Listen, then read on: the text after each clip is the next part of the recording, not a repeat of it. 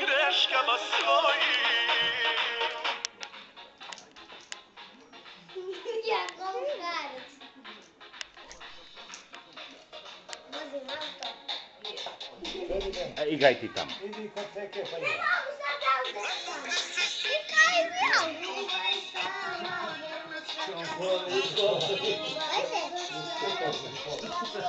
Dole malo spusti. Dole Denice, da se vidi glavu. On kola da stika. Drži tako na grudi, na grudi. Na puće Denice.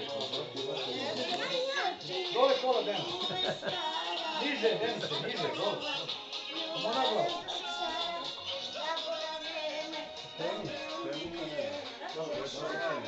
Kako nema?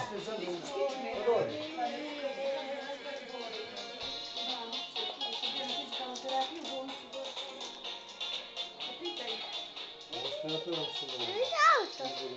Ajde sam, ajde. Nema pesma, se ne čuje.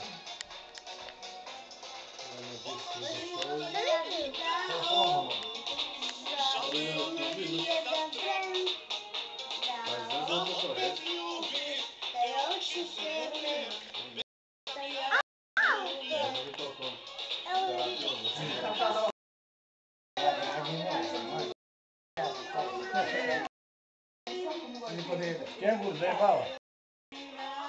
Odmah. Evo ti to se imamo. Evo sa sebi da čujem. Evo peva. Evo peva ti će ovo. I sa to samo peva.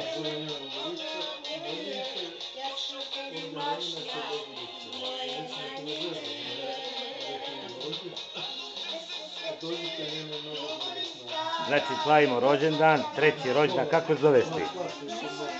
Kako ti ime? Kako ti ime tebe? Ajde reci kako? Denis, Denis, znači treći rođendan slavimo kod Hadžijagovića, unuk Hadžijagović slavi treći rođendan, je tako? Ajde reci nešto, ajde pričaj nešto. 3 godine recimo. 3 godine, znači, ajde reci, ajde da se čuje svoj glas, ajde, to nas se čuje. Ajde pričaj nešto. Ajde pričaj nešto. Pričaj kako ti je ime i koliko imaš godina. Ajde.